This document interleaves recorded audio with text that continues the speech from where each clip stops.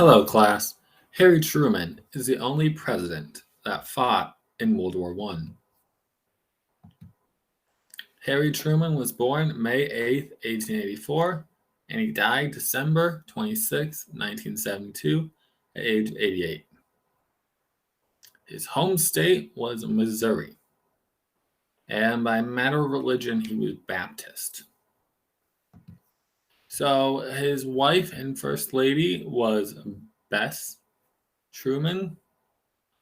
And Bess is someone that he wanted to court for a while, but didn't feel that he was worthy. So he got sent to fight in World War One. And after successfully coming back from Europe in that fight, he was able to go marry her. And they had one daughter, Margaret, and Margaret was a musician. And at one point, there was a guy that wrote a negative review about her performance, and he received a strongly worded letter from President Truman.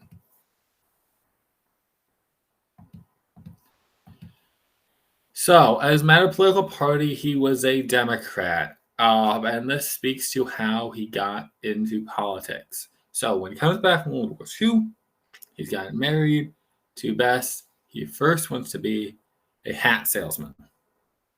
So he tries to start a small business where he sells hats. He's a haberdasher. And this doesn't work out. Okay, he's a failure in business. So he gets convinced to run as a county judge.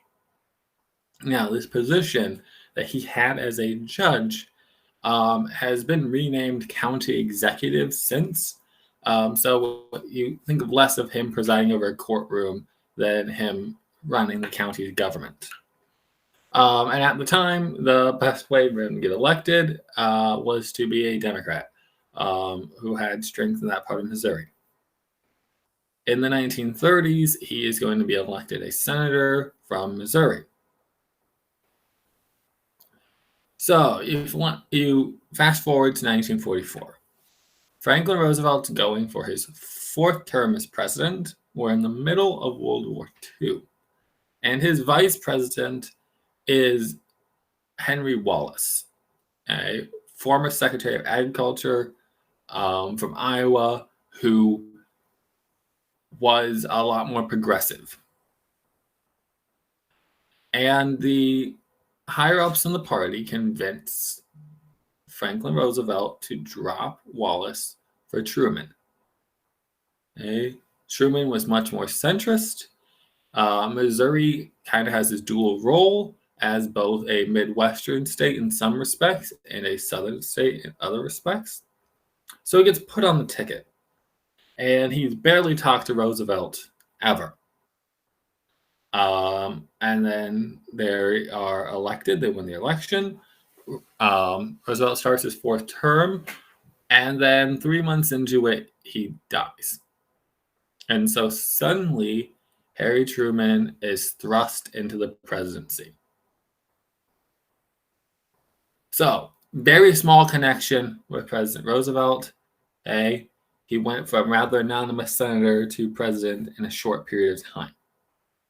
And so a lot of the accomplishments that Harry Truman's going to have when he's in office from April 12th, 1945 to January 20th, 1953, is he is finishing out the job of several things that FDR had in motion. And this includes World War II itself. Okay, so a month into Truman being president, we're going to have victory in Europe. Okay, Mussolini and Hitler are dead. The Axis powers of Europe are defeated. And then it will be revealed to Truman the existence of the project creating the atomic bomb, which is something that he didn't know about when he was a senator or vice president. Only finds out when he gets the big job himself. So it is his job to make the call to ultimately drop the atomic bomb on Hiroshima and Nagasaki in Japan. at the end of World War II. So, World War II ends. Okay, he finishes out FDR's job. And he has to set up the new order of the world. Okay, so this includes finishing out the ideas of the United Nations, okay, trying to keep a peaceful, non-communist Europe through the Marshall Plan, and the creation of the alliance of NATO. So, year after World War II is over, the Republicans have a big wave. They take back the House and the Senate. Truman's seen as very unpopular. And it seems like an automatic thing to think that he's going to lose in 1948 when he goes for re-election. But he gets his party's nomination, and he goes for re-election. And he's been attacked in several different angles. So in 1948, Truman desegregates the military because African American and white soldiers had been kept in separate parts. He's going to do this.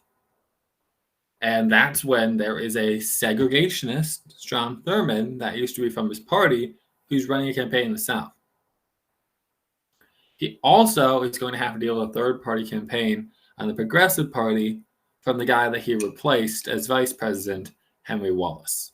So he's split on both sides of his party. He's going against Thomas Dewey, who's a respectable New Yorker on the Republican side.